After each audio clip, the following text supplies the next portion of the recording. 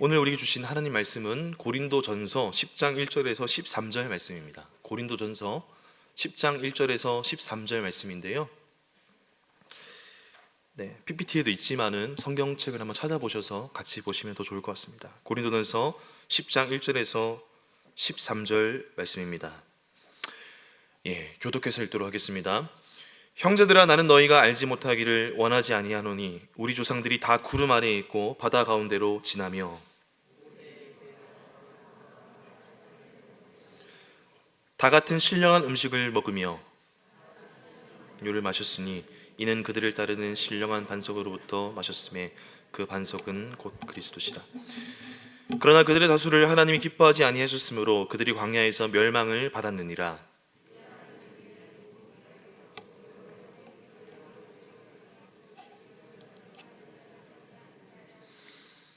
그들 가운데 어떤 사람들과 같이 너희는 우상 숭배하는 자가 되지 말라. 기록된 바 백성이 앉아서 먹고 마시며 일어나서 뛰논다 함과 같으니라. 어떤 사람들이 음행하다가 하루에 23,000명이 죽었나니 우리는 그들과 같이 음행하지 말자. 그들 가운데 어떤 사람들이 주를 시험하다가 뱀에게 멸망하였나니 우리는 그들과 같이 시험하지 말자.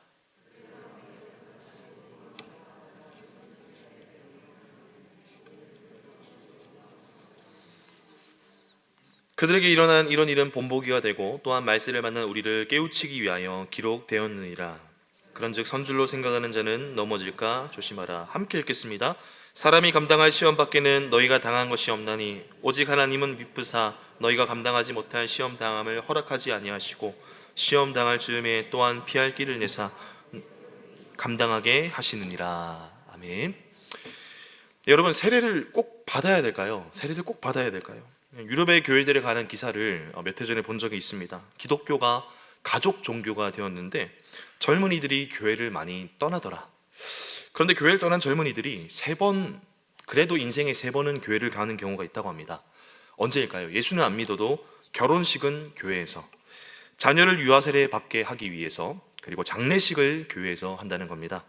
다시 말해서 믿음 없이, 신앙을 없이 그냥 교회를 가는 사람들에게 이 유럽의 교회들이 세례를 주고 있는 현실인 것이죠.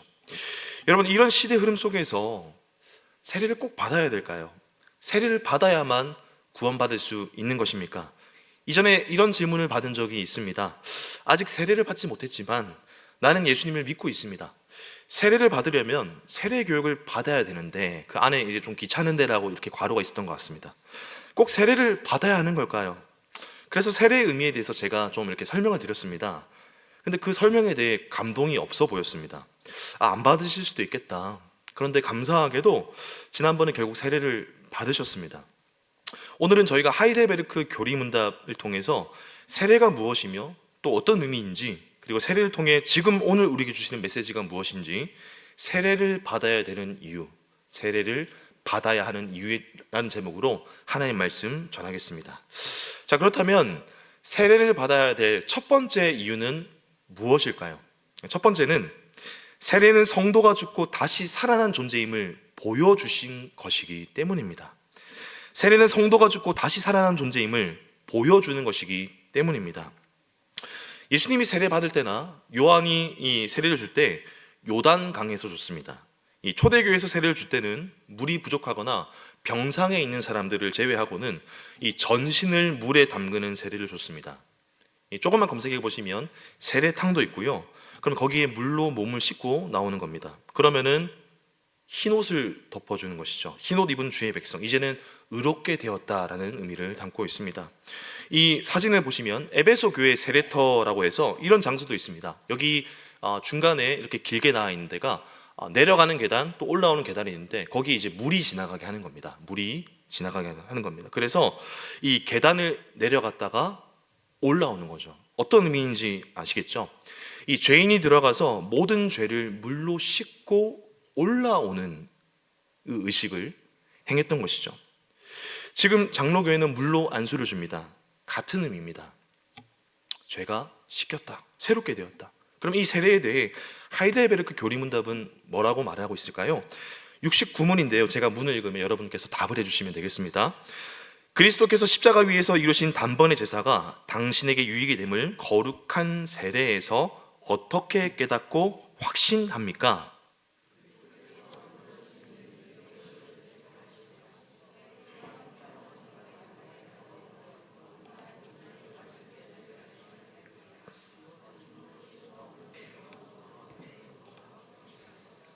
예, 아멘. 네, 아멘을 하셨죠. 예, 이 먼저 중요한 사실이 있습니다. 이 세례라는 것은 인간이 아니라 누가 만드셨다? 예수님께서 만드셨다라는 사실입니다.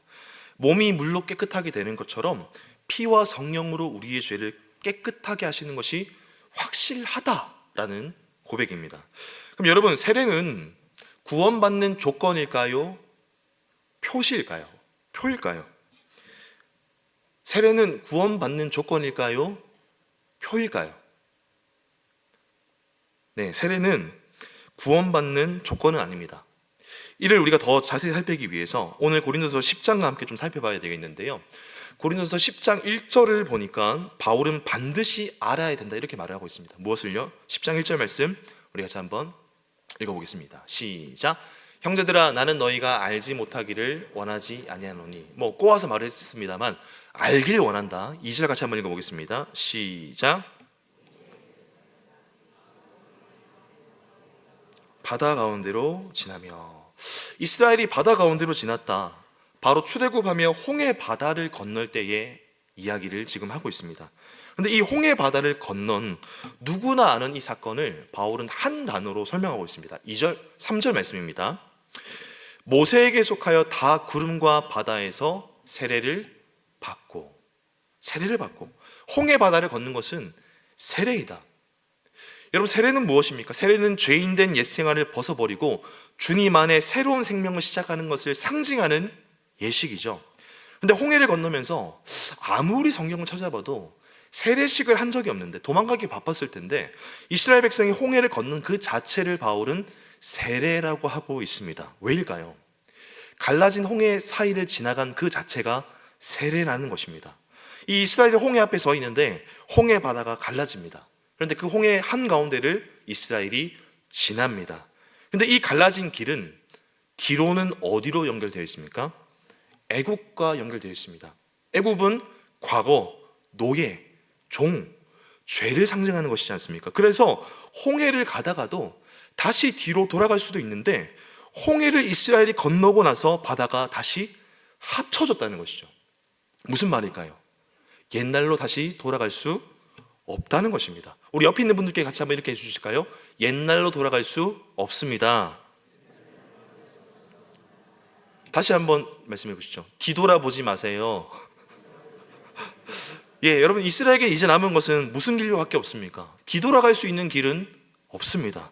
가나안을 향한, 하나님 나라를 향한 길밖에 없다는 것이죠. 이 자체가 세례라는 겁니다. 그래서 사도 바울이 반드시 알라, 홍해 바다 갈라진 것처럼 세례는 오직 하나님의 은혜로 이루어졌고 우리에게 옛삶을 청산하고 오직 새로운 길만 주어졌다는 사실을 너희가 알았으면 좋겠다. 저와 여러분도 마찬가지입니다. 세례받은 것이 우리의 힘과 의지 때문입니까? 아니면 전적인 은혜입니까? 은혜인 줄 믿습니다. 우리의 삶에 뒤에는 애국 군대가 쫓아오고 앞에는 죽음의 바다가 있는데 바다로 들어갔는데 마른 땅이 펼쳐지고, 진흙 바닥도 아닙니다. 갯벌 아닙니다.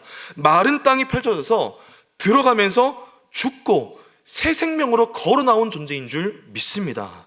마찬가지로 하나님께서 이 죽음의 바다 같은 이 세상에서 생명으로 저희를 세우신 줄 믿습니다. 근데 이 세례받은 이후에요, 끝이 아닙니다. 구원받고 세례받은 인생을 하나님께서 반드시 책임진다고 하세요. 오늘 10장 3절 말씀인데요, 다 같은 신령한 음식을 먹으며. 이 홍해라는 이 세례를 건넌 이후에 하늘에서 내려온 뭘 먹고 살았을까요? 만나를 먹고 살았습니다. 여러분, 만나는요 육의 음식이지 않습니까? 그런데 왜 신령한 음식입니까? 매일매일 하늘에서 떨어졌거든요. 매일 먹은 만큼만 챙겼고 더 챙기면 썩어버렸거든요. 그리고 안식일이 시작될 때는 하나님께서 이틀치 챙기라 하셨거든요. 그런데 날마다 썩던 게 이번엔 썩지 않는, 정말 하나님의 은혜로 주신 이 음식을 먹고 광야를 지났습니다. 4절을 보시면 다 같은 신령한 음료를 마셨으니 이는 그들을 따르는 신령한 반석으로부터 마셨음에 그 반석은 곧 그리스도시라. 이스라엘이 이 르비딤이라는 이 광야라는 곳을 지나가니까 마실 문이 전혀 없었던 겁니다. 이 모세가 지팡이로 반석을 치니까 물이 솟아 올랐던 사건이 기록되어 있습니다. 최소 여러분, 이스라엘 백성이 몇 명이었을까요? 남자만 200만 명 정도라고 추정하는데요. 그러면 이 수백만 명의 사람이 그 물을 마셔야 되니까 반석을 쳤는데, 여러분 가연산 올라갈 때 흐르는 그런 시냇물에 200만 명이 먹었으면 여러분 도대체 얼마나 많은 시간이 필요할까요? 근데 성경에서 말하는 게 이렇게 됩니다. 졸졸 시냇물이 아닙니다. 시편 105편 41절에 반석을 여신즉 물이 흘러나와 마른 땅에 강같이 흘렀으니. 아멘. 반석에서 물이 강처럼 터졌다고 노래하고 있습니다. 근데 여러분, 이 바울은 이 반석이 누구라고 하십니까? 4절에 그리스도 예수시라고 하십니다. 다시 말해서 반석이신 주님이 함께 하셔서 광야 속에서도 생명의 물을 주신 것입니다. 여러분, 이거 참 대단하지 않습니까? 이 당시 고대 사회에서는요, 물론 지금도 마찬가지이지만 우상은 희생 제물을 받습니다.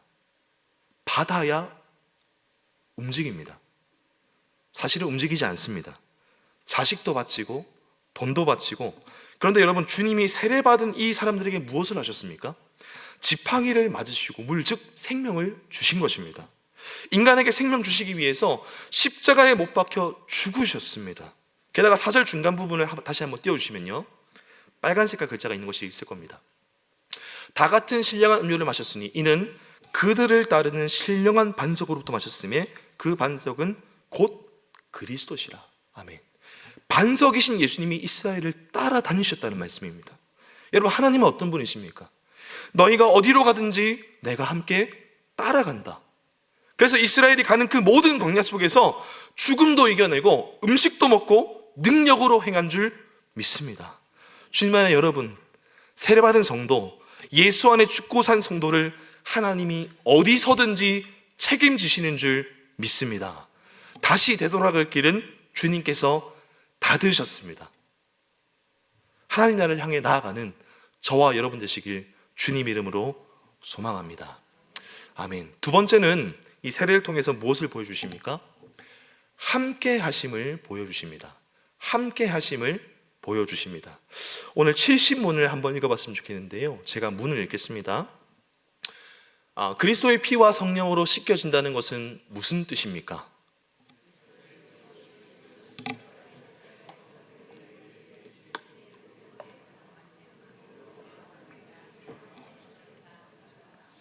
성령으로 씻겨짐은 우리가 성령으로 새롭게 되고 그리스도의 지체로 거룩하게 되어 점점 더 죄에 대하여 죽고 하고 흠이 없는 삶을 사는 것을 의미합니다.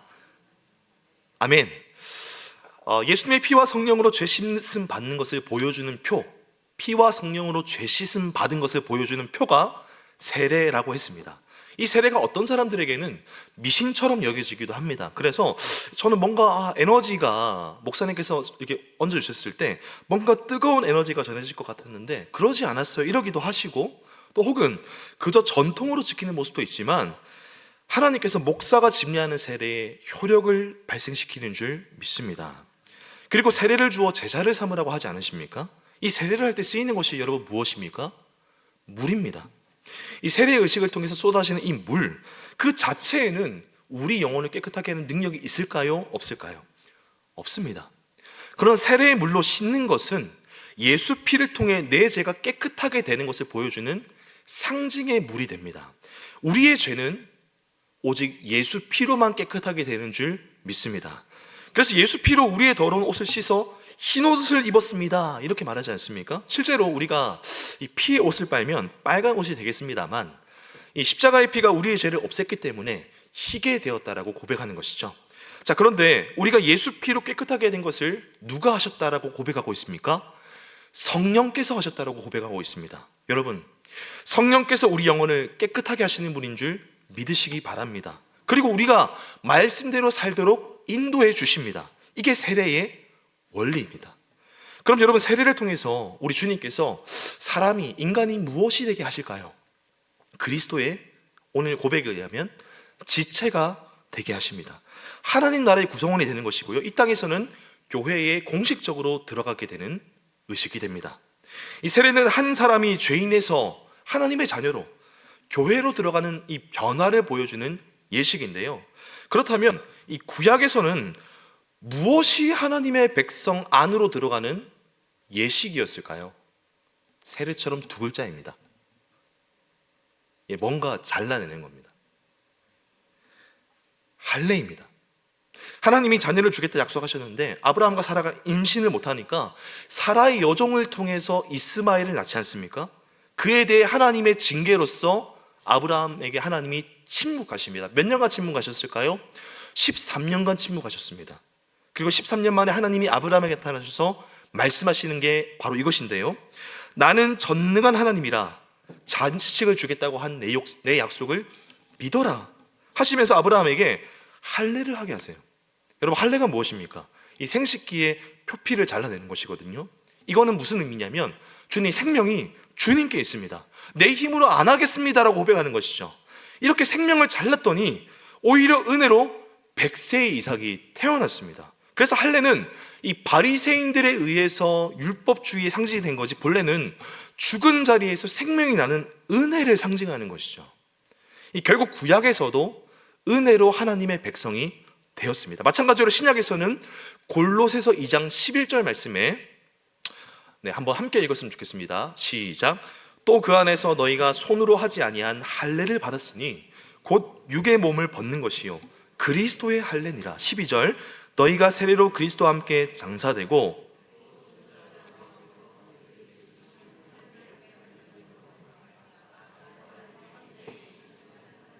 아멘. 여러분, 세례는 그리스도의 할례라고 하시죠.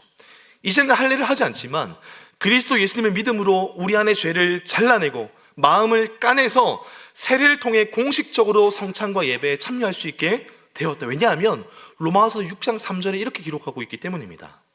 현대어 성경인데요, 세례를 받아 그리스도 예수와 하나가 된 우리는 모두 세례를 받을 때에 그와 함께 죽었다는 것을 여러분은 알지 못합니까? 그러므로 우리는 세례를 통하여 그의 죽으심과 연합함으로써 그와 함께 묻혔습니다. 이게 무슨 말이냐면 로마서 6장 7절에서 8절 말씀, 이는 죽은 사람은 이미 죄에서 벗어났기 때문입니다. 우리가 그리스도와 함께 죽었다면 또한 그분과 함께 살 것을 믿습니다. 아멘. 다시 말해서 참된 세례를 통해 우리가 주님과 함께 죽었고 주님과 함께 죽었다면 모든 죄에서 해방되었고 다시 살게 될 줄 믿습니다. 이것이 세례 안에 있는 고백인 것이죠. 그래서 이 세례가 예수님과 연합해서 죽고 부활하는 것에 참여하는 예식입니다. 이렇게 예수님과 하나가 되고요, 그리고 세례받은 자들과 또 하나가 되게 하셨습니다. 예수님을 머리로 한몸 교회가 되게 하는 것이죠. 이 교회 세례식 그 자체가 엄청난 슈퍼파워를 일으키지는 않습니다만 우리가 결혼식을 통해서 우리가 스스로 결혼한 자임을 이렇게 각성하지 않습니까?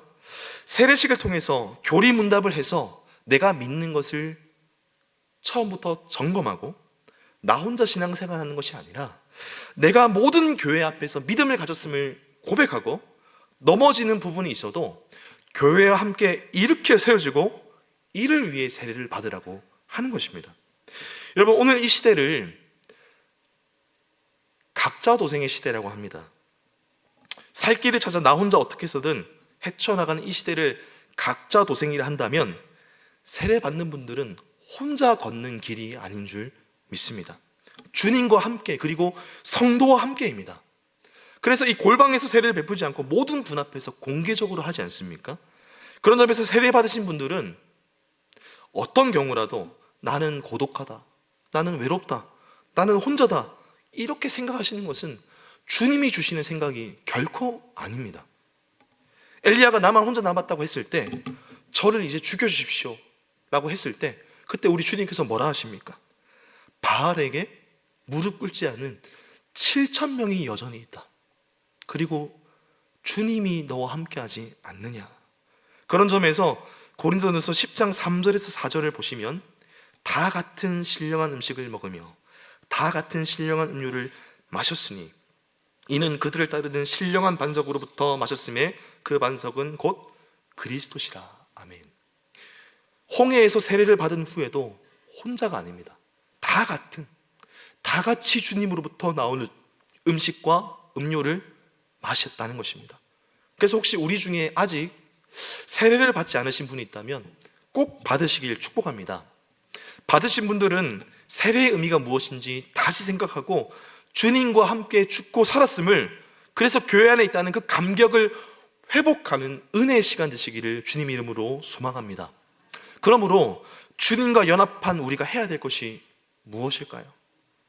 은혜로 세례받은 줄 알고 교회 공동체의 하나됨을 지켜야 할 줄 믿습니다. 세례를 받고 나서 주님과 연합은 되어도 다른 성도와 절대 연합하지 않는 경우들이 종종 있습니다. 개인의 특별함 인정해 주는 거 너무 좋습니다. 은사대로, 선물대로, 그 분량대로 각 사람으로 지어졌기 때문입니다. 그러나 세례로 교회 안에 들어온 성도들은 어떻게 하라 하십니까? 같은 마음, 같은 뜻, 복사본처럼 하나 되라는 것이 결코 아닙니다. 개인의 특별함이 있는 가운데 에베소서 4장 3절 말씀, 평안에 매는 줄로 성령이 하나 되게 하신 것을 힘써 지키라. 서로의 다름을 인정하되 화평이라는 줄로 묶으라, 이렇게 말씀하십니다. 그리고 그 이유가 무엇이냐? 4장 5절에 주도 한 분이시고 믿음도 하나고 세례도 하나고 하나님도 한 분이시기 때문인 줄 믿습니다. 그러므로 주님 안에 하나 된 저와 여러분, 주님과 함께 죽고 산 자에게 주님이 함께 하심을 믿으신다면 옆에 있는 지체도 화평으로 함께 하도록 부르신 줄 믿으시기 바랍니다. 여전히 함께 하지 못함이 있다면 속지 마시길 소망합니다. 우리는 주님과 함께 죽었으며 성도들과 함께 살게 된 존재인 줄 믿습니다. 그래서 우리 옆에 있는 분들 같이 한번 이렇게 인사했으면 좋겠는데요. 함께 살게 되었습니다. 아멘. 우리 한 번만 더 이렇게 고백했으면 좋겠습니다. 화평의 띠로 매겠습니다. 시작. 화평의 띠로 매겠습니다. 아멘. 네, 세 번째로 이 세례를 통해 우리에게 주시는 메시지 마지막 무엇일까요? 세례를 받았다면 날마다 씻으심을 사모하라고 말씀하십니다. 세례를 받았어도 날마다 주님의 씻으심을 사모해야 될 줄 믿습니다. 요리문답 71문입니다. 문답을 한번 해보겠습니다. 제가 문을 읽겠습니다. 세례의 물로 씻는 것처럼 확실히 그리스도께서 자신의 피와 성령으로 우리를 씻으신다는 약속을 어디에서 하셨습니까?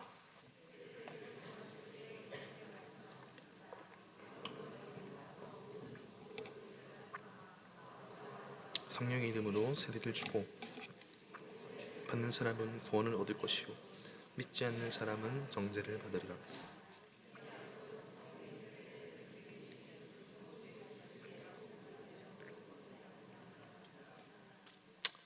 아멘. 이 이스라엘이 세례를 받고 난 후에 또 제자를 삼는 사역을 하고 또 죄를 씻김 받은 존재임에도 불구하고 그들이 이후에 어떻게 살았냐면요, 고린도전서 10장 5절 말씀입니다. 그러나 그들의 다수를 하나님이 기뻐하지 아니하셨으므로 그들이 광야에서 멸망을 받았느니라. 한 번만 더 읽겠습니다. 그러나 그들의 다수를 하나님이 기뻐하지 아니하셨으므로 그들이 광야에서 멸망을 받았느니라. 여기서 다수는 절대 다수를 말합니다. 절대 다수가 가나안에 들어가지 못하고 광야에서 죽었습니다. 그 이유가 무엇일까요? 우상 숭배와 음행과 하나님에 대해 도전하다가. 그러면 저와 여러분이 오해할 수 있습니다. 홍해를 걷는 것이 세례받은 사건이고 구원의 조건은 아니라도 구원의 표라고 하지 않았습니까? 그러면 우리가 구원받고 세례받았어도 이렇게 멸망한다는 말인가? 여러분, 정말 우리의 구원은 취소될까요? 아닙니다. 이 바울의 이 글은 구원이 취소된다는 것을 말을 하는 게 아닙니다. 우리가 계속해서 우리 안에 죄된 습관을 버리라고 하는 것이죠. 우리가 어느 날 갑자기 예수 십자가가 믿어지고 주는 그리스도시요 살아계신 하나님의 아들입니다라고 고백하게 되고 눈물 흘리며 예배하게 되었습니다. 그리고 세례받았습니다. 그런데 여전히 내 삶 가운데 애굽의 400년 생활이 익숙합니다. 그게 때로는 시험으로, 우상 숭배로, 음행으로 드러나는 것이죠. 그러나 우리가 분명히 알아야 될 것이 있습니다. 세례받고 가나안 땅에 들어가도 여전히 전쟁이 있다는 사실입니다. 세례받는 것으로 나는 변하게 됐기 때문에 나는 완성됐다. 아닙니다. 이제 첫 출발에 들어서는 것입니다. 그래서 계속 영원한 나라 갈 때까지 우리가 우리 안에 옛사람을 끊임없이 없애라고 하십니다.